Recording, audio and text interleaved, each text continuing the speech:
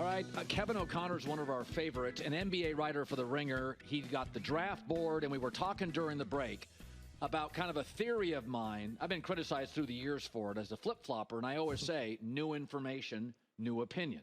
And the argument I always use is if you were getting on a plane and the pilot said, the pilot heard from the tower, we've got new information, there's a huge storm 10 miles out, would you want the pilot to go, I'm not changing, I'm flying right into the storm, or change the flight path? So we were talking about Zach Edey. So I had watched him last year, and I thought he's slow, he's plodding, he doesn't move. But something's different, and you were talking about it during the break.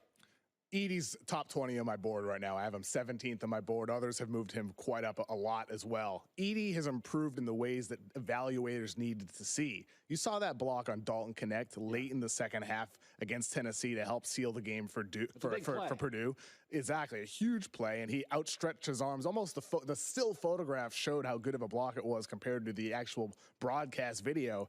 Edey's improvement defensively is quite significant year to year for Purdue, and he's not going to be some necessarily a defensive player of the year candidate, but he can at least at this point, you can look at him and say, okay, Edey can be a Zubac type of big, somebody who can drop in coverage, play him next to another rim protector, like Lopez is next to Giannis, like, you know, you could pair him with Bam Adebayo, you could do it with a Chet Holmgren, somebody like that to help him assist in protecting the rim. But Edey's good enough offensively with enough touch near the rim. He just swallows and hails rebounds. And defensively, I think he can survive at this point. Where in this year's draft class, which is lacking star power, he deserves to at least be in mid-first round pick conversation. By the way, the kid out of North Carolina State, Burns, who they think. Oh, yeah. I don't know. Yesterday, Jordan said Zach Randolph, and I'm like, I covered Zach. Is he how do we view him? I mean, I don't view him as an NBA draft prospect at this point, but at this, he's just a fun college player. He's a fun college player. Maybe if you know, he adds a 3-point shot, you know, trims some weight as well, so he can defend. I mean, he needs to. Like, that's part of it. But the touch near the rim is extraordinary. It's insane. It's unbelievable. I mean, he shoots over 50% on floaters. I looked at his stats after the game. I had to know. At NC State, he's over 50% on floaters, nearly 50% on hook shots. He has Jokic-like touch on those types of shots. He just needs to develop everything else in his game. By the way, Tim Tebow was built for college. There's nothing wrong with that. Nothing at all. So Victor Wembanyama, and I had said, is I do think the American basketball culture needs tweaking. I think the European soccer and basketball academy system is better than ours. We're not always first or best. By the way, ours was better for years. Theirs is better now. And when I watch a Luka or a Wemby come into this league, and they are so skilled, so fast, so early, and also foreign players come over here, and they're very focused, right? They feel like visitors, like you. If you and I, you go to Europe, you feel like a visitor. You tip more. You want to be more gracious. I always feel like when I go over there, I am a visitor and be respectful. But they come into this country, and I watch Wemby, and I'm like, I thought he'd get pushed around a little. Are you shocked? Are people in the league shocked at how 0 to 60? Like, is he an all-star next year? I mean, is he a top 5 player next year? We're talking about a player in Victor Wembanyama, Colin, that has a chance to be the greatest player of all time. He is arguably, before last year's draft, many people considered him the greatest prospect ever. And yet he has exceeded expectations as a rookie with the things he's doing. I mean, 9 blocks last night. Like, how soon until he has a quadruple double? It's inevitable that it's going to happen. He's already had a 5x5. With Victor Wembanyama, if you look at last year's, 1 year ago yesterday, that he had the play that went viral where he shot and missed a 3 and then dunked it. He dunked his own missed 3-pointer, right? Right. If you look at the rate of improvement since that moment, he shoots over 40% on pull-up threes now. Wow. He's better defensively than he was then. The passing is the ingredient that's probably improved more than anything else for him, making his teammates better. Just imagine what Wemby's going to look like when he has a proper supporting cast. Think about how Jokic won a finals, won an MVP as soon as the Nuggets surrounded him with the right pieces that elevated his play, overcame some of his own flaws. Someday that will happen with Wembanyama if the Spurs hit it with their draft picks. They could have 2 lottery picks this year. They're going to have a ton of cap space. They have draft capital to move. At some point, Wemby's going to have a great supporting cast, and you're going to see him become the best player in basketball for many, many years. So I think sometimes the most interesting playoff team isn't a title team, but it's just, I find Milwaukee fascinating. So the coach, gets fired. Doc comes in, wasn't popular. Doc has struggled. Dame felt like a little bit of a Hail Mary.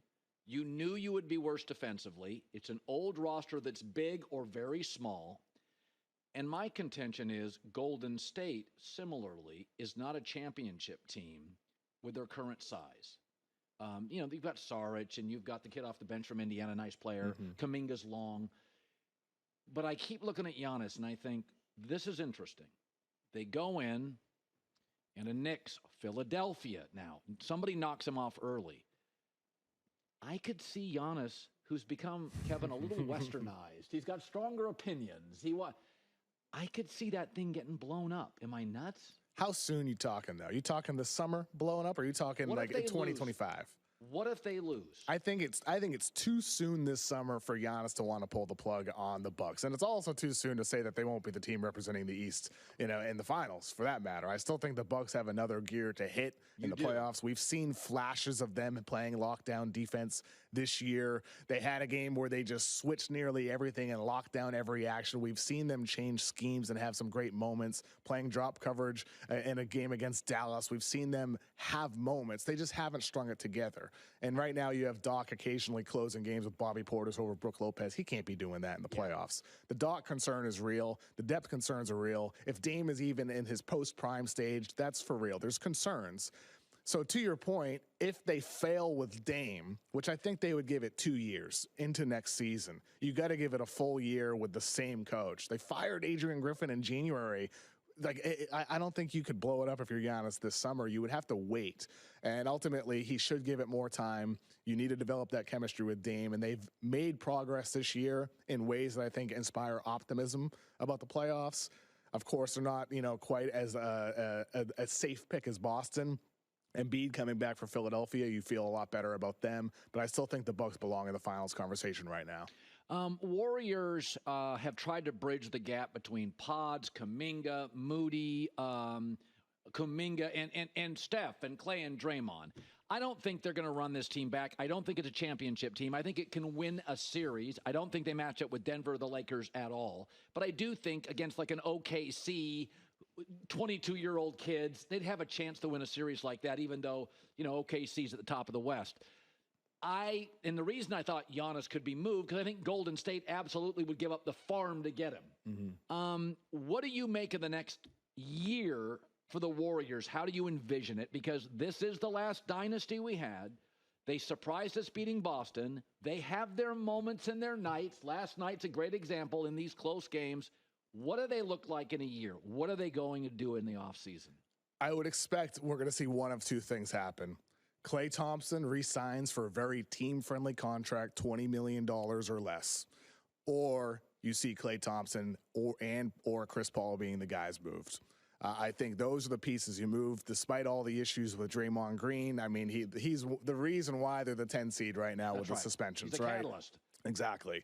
But he's also a catalyst in positive ways where you see the block that he had last night to end the game. Year. Oh, my God. It's one of the blocks of the decade. Draymond was amazing on that play. The way he quickly helped and then rotated back over to block the shot. He is the energizer of that team. He is the reason why they have a chance currently where you feel like there's some belief because you need to have an elite defense as well. So I think with Draymond, despite all the flaws, you need to try to make it work with him. It's Klay. At his age, where he does not warrant double coverage ever at this stage of his career anymore. He is not the lockdown defender he once was. And with Chris Paul, he's very good last night. He's been great at moments this season. He still has a $30 million expiring contract in his late 30s. If you're the Warriors, I think you have to take some of that youth and invest it into today if you actually want to win again with Stephen Curry. So I want to circle back to college basketball. Ryan Russillo and I were joking. We lived in Connecticut. Dan Hurley was on the show Monday, and I thought he had a great quote. I said, Dan, Kansas invents basketball. UCLA, Arizona, Kentucky are flashy. Syracuse was about Boeheim. And here's UConn up in stores, even boring for the cows. And all they do is win, men and women. All they do is win. It's not flashy. It's not a cool college town. It's not a cool state. And I'm watching Hurley, and I don't know if he's got NBA aspirations. When you look at the talent UConn has, because you have your draft board, Are they more, we both acknowledge in the years that Duncan stays for 3 or 4 years in Ewing, Leitner, the sport had more depth of NBA talent. It's a lot of one and done. But they're hammering people. These are 11, 12-point spreads, and they're covering all of them. Give me some sense, some contextualization on UConn. Are they a team that is historically good, or is it a diluted sport and they're just the best of it? I mean, I think with UConn, they are historically good. They have a team with 5 potential NBA players in it. Like, everybody talks about Donovan Clingan, their potential top 5 center. Everybody talks about Stephon Castle, their guard. But they also have Newton in that backcourt, a really good defensive player who just needs to improve his shot. They have Caravan, a knockdown shooter who can do a little bit more than that, too. He can attack on the post. He's got size at 6'8". They have Spencer, a really good wing shooter. They have 5 potential NBA players in their starting lineup. For UConn, it's just going to be about sustaining this in the years to come. You see Cooper Flagg, the top prospect next year. He chooses Duke over UConn. How do you bounce back from this, where a team like Duke got a loaded recruiting class? UConn may not necessarily be the favorite next year, but building it back up, developing another team as strong as this one, that may not have the headlining prospect like Cooper Flagg. But then again, neither does this one. It's built with depth, and maybe that's UConn's formula moving forward. Can't believe DJ Burns doesn't have a late second grade. He is such a unique. He's so fun. He's like Zach Randolph meets Oliver Miller meets. There's something there, but the personality's great too. Oh, he's really fun. There is an argument to be made. Football's the only sport. We talked about this the other day. If you took a year off from golf, you lose tempo, everything. If you took a week off in baseball, you got to get back in the cage. If you take 2 weeks off in basketball, you don't, your hand-eye coordination, your ball skills. Football's weird. You could play like your senior year of high school, get a college scholarship, and it is weird when people suggest that he's a left tackle. I'm like, yeah, because when you watch him play. So if I was a fan of NC State and I wanted to argue with you, he's an NBA guy, you would say, probably not. Doesn't jump. No, he doesn't jump. He's listed at 275 pounds. Yeah. It's very unlikely. Like, Kenneth Lofton is also a high-level, kind of similar type of player who got a shot in the NBA. Yeah. But now he's a G Leaguer. So I think with somebody like DJ Burns, he clearly has touch. I almost wonder with a guy like him, how does he not have a 3-point shot? His touch is so feathery soft. It's honestly, weird. I covered Zach Randolph, and I aesthetically never liked his game, but it was his game. It's like every city's got its quirks. Like, I watch him play and I'm like, there's something about the uniqueness of him. It's fascinating, though. You do this for a living, sure. And it's amazing, isn't it, that like a Tebow or a DJ can be so dominant as college players, and you're like, yeah, that doesn't work in pro ball. Isn't that the fun thing about basketball, though? You mentioned the unique game DJ Burns has. Like, basketball accommodates all these types of unique stars. You don't need to fit into a certain specific role with a specific skill set. You can just be you. And so that's why you can't necessarily rule it out entirely. Right. It's just, he had 29 points in a big game, and now he's on our radar. But let's see how he does against 7'4" Zach Edey. I cannot wait for that matchup. No that's going to be awesome. Yeah, I looked at some DraftKings numbers this morning, and they are predicting he will come back down to earth. Hey, it's great seeing you again.